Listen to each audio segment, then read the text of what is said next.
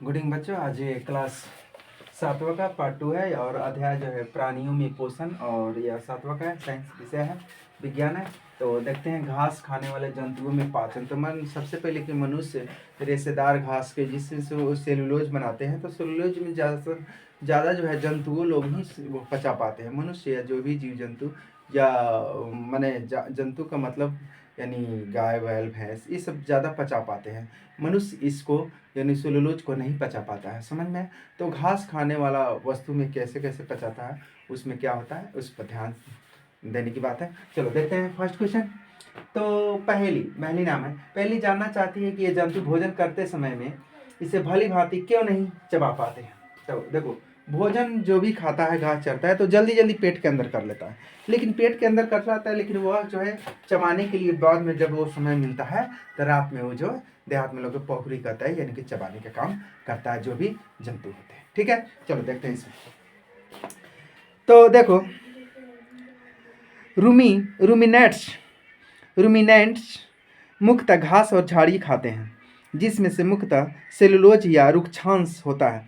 Cellulose को तोड़ने के लिए बड़ी मात्रा में चबाई और लार की आवश्यकता होती है, इसलिए रूमिनेंट्स को घास काफ़ी देर तक चबानी पड़ती है, अतः यह इसे दो बार चबाते हैं। यदि खाते समय वे देर तक चबाए तो उन्हें खाने का समय बहुत कम मिलेगा। मान लीजिए कि गाय भैंस बैल जो अगर खाने के समय वो अगर चबाने लगे तो वो क्या आपका बहुत देर तक वह खाएगा, इसलिए खाने के समय जल्दी जल्दी क्या कर लेता है, चाहे जो भी बकरी जैसे वो जल्दी जल्दी चर लेता है, लेकिन वो क्या करता है बाद में जब बैठता है तो बाद में वो चबा कर फिर से दोबारा जो है यानी वो चबा कर जो भी अन्न नहीं बचे है वो चबा कर अंदर फिर निकलता है। ठीक है, अगला प्रश्न है, यानी बूझो जानना चाहती है कि मनुष्य मवेशियों की तरह सेलुलोज क्यों नहीं पचा सकता है।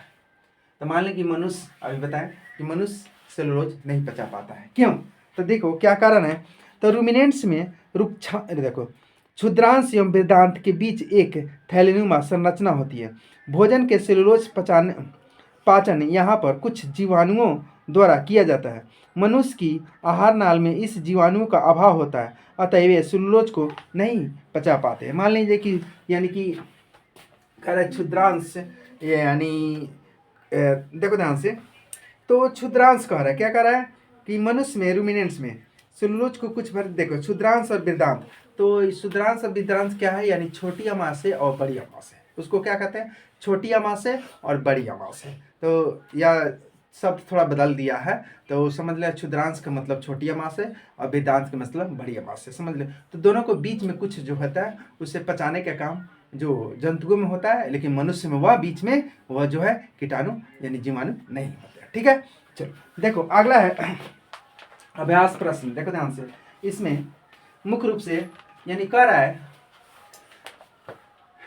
कि अभ्यास उचित शब्द द्वारा रिक्त स्थानों की पूर्ति करें। फर्स्ट है मानव पचाने का मुख्य कार्य क्या क्या करता है। देखो ध्यान से क्या क्या करता है, तो इसमें मुख्य रूप से क्या क्या भरा हुआ है। देखो सबसे पहले यानी अंतःग्रहण क्या करता है, अंतःग्रहण के बाद क्या करता है, पाचन, अंतःग्रहण के बाद क्या कहता है अंतःग्रहण के बाद पाचन, और पाचन के बाद क्या कहता है अवशोषण, पाचन के बाद क्या करता है अवशोषण के बाद क्या करता है यानी स्वांगीकरण, क्या करता है स्वांगीकरण, एवं क्या करता है स्वांगीकरण के बाद क्या करता है निष्कासन, स्वांगीकरण के बाद क्या करता है निष्कासन। इस तरह 5 थोड़ा है, थोड़ा ध्यान से मैंने उसे सुनकर और लिखने का प्रयास करो। दूसरा है मानव शरीर की सबसे बड़ी ग्रंथियां, तो सबसे बड़ी ग्रंथियां, अब तुम बताओ कि मानव शरीर के यकृत कौन है, यकृत, मानव शरीर की सबसे बड़ी ग्रंथि कौन है, यकृत यानी लीवर।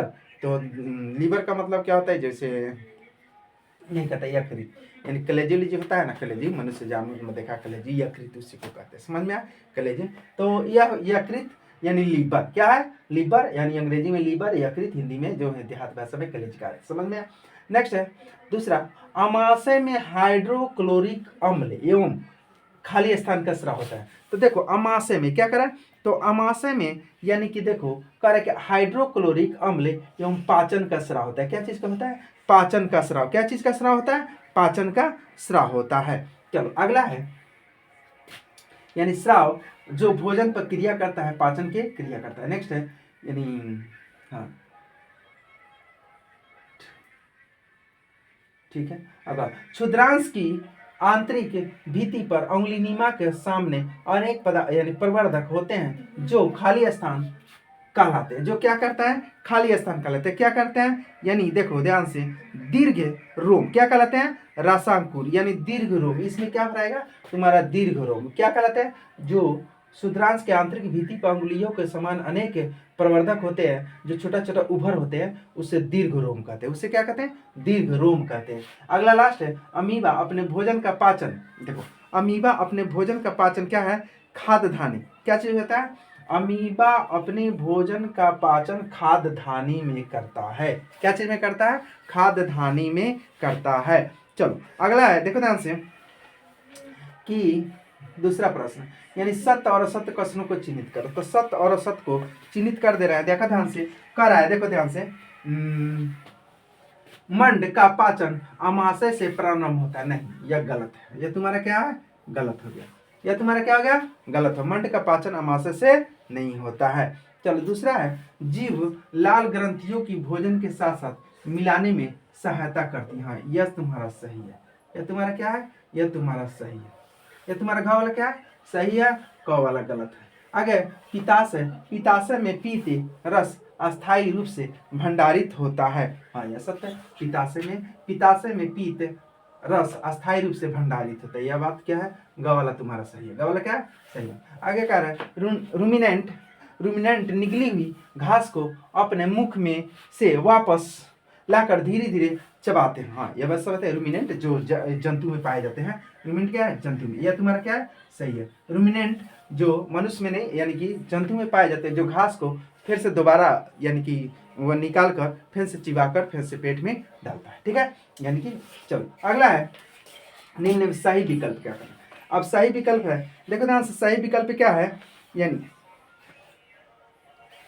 एक मिनट, ठीक है।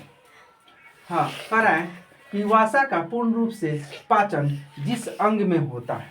तो देखो यानी कि पूर्ण रूप से पाचन क्या होता है, क्षुद्रांश यानी क्षुद्रांत में। क्या होता है, क्षुद्रांत में क्या होता है, यानी कि छोटी आंत में। किस में होता है, छोटी आंत में पूर्ण रूप से पाचन होता है। समझ में आगे कह रहे हैं, जल का अवशोषण मुख्य जिस अंग द्वारा होता है वह जो है यानी कि बृहदांत्र क्या है, बृहदांत्र है, बृहदांत्र है। समझ में, बृहदांत्र समझ में आए। तो इस प्रकार अगला देखो, अगला कह रहा है, यानी कलम ए और कलम बी कथनों में मिलान कर बी में दिए गए कथनों को यानी सही। देखो कहते कुछ खाद्य घटक है, क्या है, खाद्य घटक और पाचन के उत्पादन। तो पाचन के उत्पादन हाइड्रो यानी कार्बोहाइड्रेट। तो कार्बोहाइड्रेट मुख्य रूप से पाचन के उत्पादन किस में रहता है, तो कार्बोहाइड्रेट में यानी शर्करा में होता है। किस में होता है, कार्बोहाइड्रेट शर्करा में होता है। प्रोटीन, तो प्रोटीन किस में होता है, तो प्रोटीन एमिनो अम्ल। प्रोटीन किस में होता है, प्रोटीन तुम्हारा एनिमो अम्ल में होता है। प्रोटीन किस में होता है, एमिनो अम्ल में प्रोटीन होते हैं। तो उसमें वासा, तो वासा अम्ल और ग्लिसरॉल, वासा अम्ल और ग्लिसरॉल। समझ में, ग्लिसरॉल समझ में होता है। और लास्ट प्रश्न है कि दीर्घ रोम क्या है, वह कहाँ पाए जाते हैं एवं उनके कार्य क्या है। देखो दीर्घ रोम के बारे में ध्यान से सुनो।